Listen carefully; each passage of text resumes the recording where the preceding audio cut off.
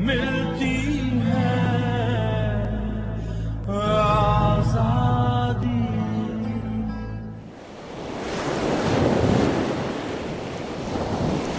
میرا نام محمد احمد صفدواری. میں 16 جنوری سن 1913 کو بھوپال میں پیدا ہوا.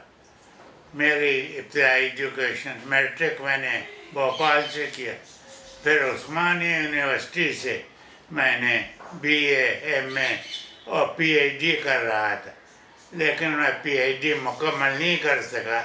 1 سال کے بعد میں پھر بھوپال چلا گیا اور وہاں گورنمنٹ سے ریاست میں ہو گیا.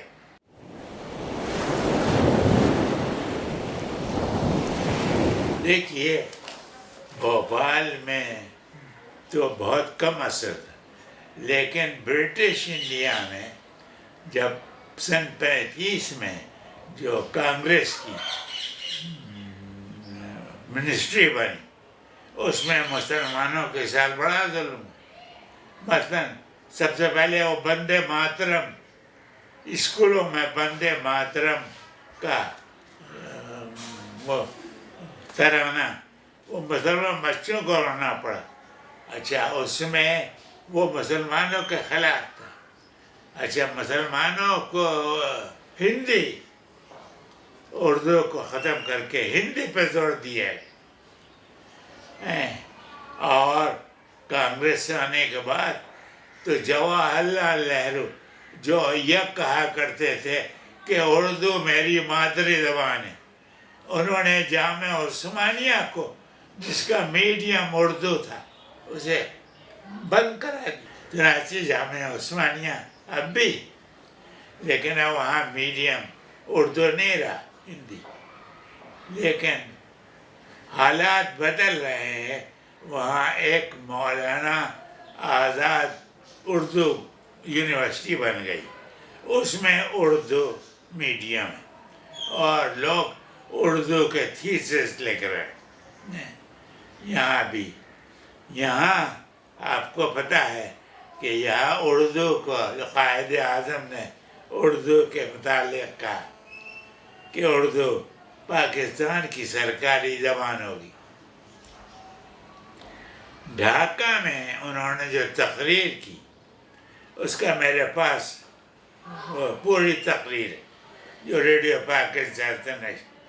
اس میں انہوں نے صاف کہا کہ اگر بنگالی چاہتے ہیں تو وہ اپنی زبان صوبے کی بنگالی رکھ سکتے ہیں، لیکن اردو پاکستان کی زبان سرکاری ایک ہوگی اور وہ اردو.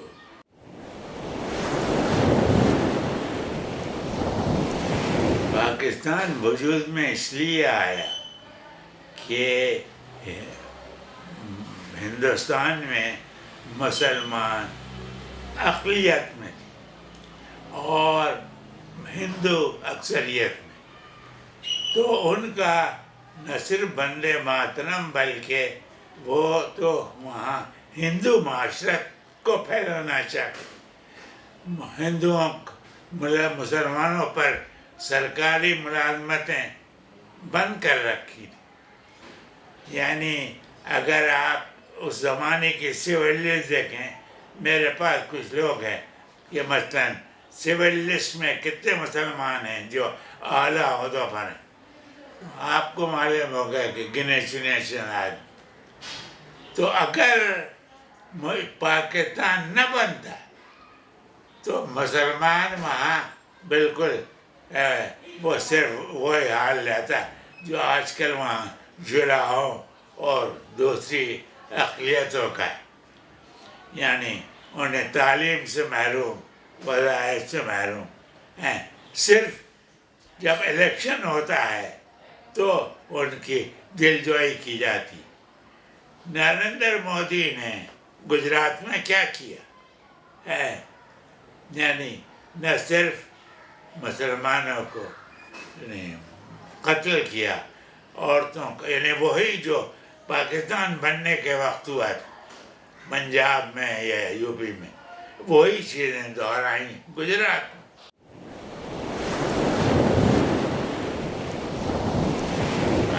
پاکستان نہیں بنتا تو یہ جو مسلمان یہاں ہیں وہ اچھا، اور یہ کہ پاکستان سیکولر ہے یا دراصل قائد اعظم نے یہ ضرور کہا کہ یہ مسلمانوں کا خطہ، لیکن اسی کے ساتھ ساتھ انہوں نے یہ بھی کہا کہ یہاں اقلیتوں کو آزادی ہو۔ دیکھیے وہ مدینے کا چارٹر تھا، یعنی جب مدینے میں حضور تشریف لائے تو وہاں یہودی تھے، عیسائی تھے، تو ان کو نہیں نکالا جب تک کہ انہوں نے فساد نہیں پھیلایا۔ تو قائد اعظم نے بھی یہ کہا کہ یہاں ہندوؤں کو مندروں میں، عیسائیوں کو چرچز میں جانے کی آزادی ہوگی۔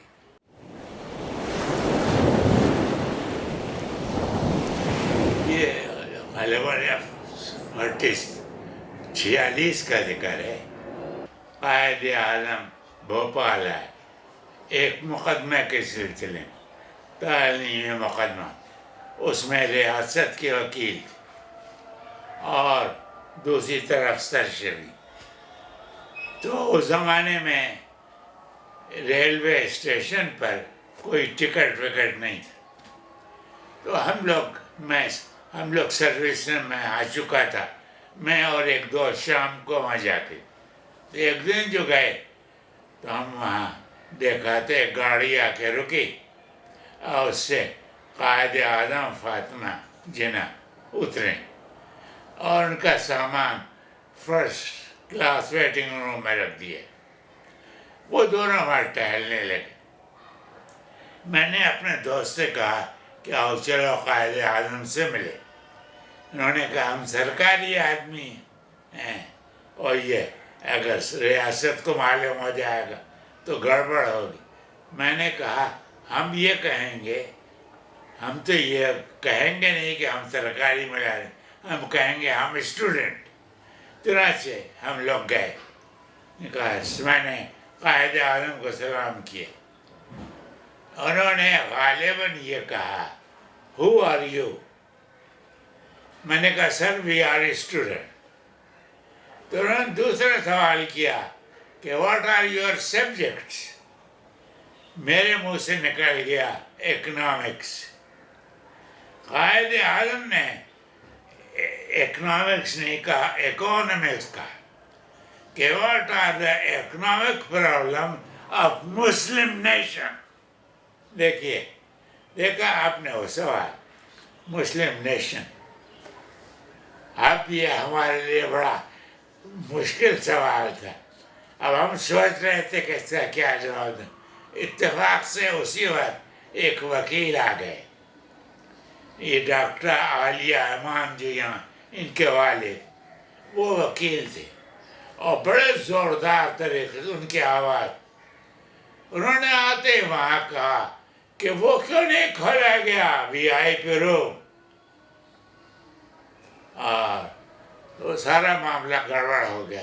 اس طرح ہماری بچت ہو گئی، ورنہ معاملہ یعنی ظاہر ہے کہ، لیکن یہ دیکھیں نا، میں آپ کو بتانا چاہ رہا ہوں کہ انہوں نے بات جو کی یعنی ایک وہی نیشن، مسلم نیشن کی بات۔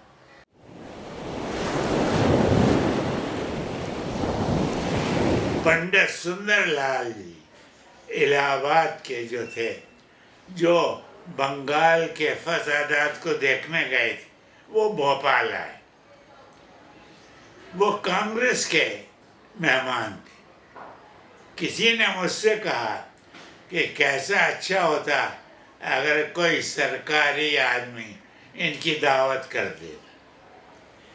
میں نے کہا میں ان کی دعوت کرتا، میں نے ان کی دعوت کی۔ یہ تھا کہ پنڈت جی گوشت نہیں کھاتے، تو جب کھانا آیا تو اس میں کچھ ایسی شکل کی چیزیں تھیں کہ معلوم ہوتا ہے گوشت۔ وہ بڑے گھبرائے، پوچھنے لگے یہ کیا ہے؟ ایک صاحب جو تھے انہوں نے کہا کھانے کی چیز ہے. میں نے ان سے کہا کہ پنڈت جی آج ہمارے ہاں گوشت کی کوئی چیز نہیں پکی, آپ بڑے اطمینان سے کھانا کھائیں. وہ بہت خوش ہوئے اور انہوں نے کہا کہ بھوپال جنت نشان ہے, یعنی بس ہندوستان میں فضالت ہو رہے اور یہاں اتنا امان ہے.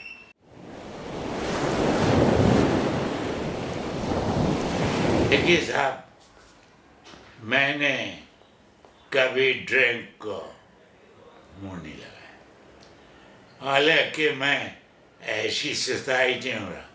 مثلاً حیدرآباد میں رہا, وہاں میرے جتنے ساتھی تھے وہ وہاں سیندھی تو بہت عام تھی اور انگریزی شرابی تھی. میرے سارے ساتھی پیتے تھے, میں ان کی محفلوں میں بیٹھا یہ نہیں. پھر جب یہاں آیا تو یہاں ینگ آدمی سرکاری افسر ایم اے کر کے آئے, ان کو 250-300 روپے کی ملازمتیں ملی, شادیاں ہوئی نہیں, وہ سب پیتے تھے. میں ان کے ساتھ دفتر کے بعد جاتا تھا, ہوٹلوں میں بیٹھتا تھا, میں چائے منگواتا تھا, وہ ڈرنک کرتے. میں نے کبھی میں ایمبیسی میں گیا, چائنا ایمبیسی میں, تو میرے ایک ساتھی نے کہا یہ نہیں پیتے. تو وہاں کے افسر نے ایک منگائی, کہا صاحب یہ بانس کی شراب اور عورتیں پیتی ہے بہت ہلکی. میں نے کہا ہلکی اور بھاری کا کیا سوال, جب میں پیتا ہی نہیں تو میں نے کبھی نہیں پی. سگریٹ تفریحاً تو پی, حالانکہ حیدرآباد میں ایک آنے میں ڈبیا ملتی تھی. میرے کمرے میں سینئر ہاؤس تھا, میرے کمرے میں جتنے آدمی آتے تھے وہ سب پیتے. صبح کو وہاں 30-32 ٹوٹے ملتے, میں نے نہیں پی کبھی ایسی پی لی نہیں. تو یہ 2 چیزیں. پھر میں نے ایک زمانے تک تو میں گوشت بھی نہیں کھاتا, ایون چکن. جب تک ہاسٹل میں رہا یونیورسٹی میں میں کوئی بھی چکن نہیں کھاتا تھا. جو میرے پاس بیٹھا ہوتا تھا وہ چکن لیتا تھا. پھر چکن کھانا شروع کیا. اب بھی میں گائے کا گوشت نہیں کھاتا. اچھا, غذا میں اب بھی آپ کو تعجب ہوگا, میں ناشتہ اور آدھی چپاتی سے کرتا ہوں. اچھا, اور زیادہ زیادہ اگر بہت ہے تو ایک, تو کم خوراک سے صحت بنی رہتی. اب یہ بات الگ ہے کہ ایسی چیز جیسے مثلا گھٹنوں میں درد یہ کچھ ہے تو یہ, لیکن ویسے میری صحت میں دیکھتا ہوں یعنی سینکڑوں ہم اثروں سے بہت بہتر ہے.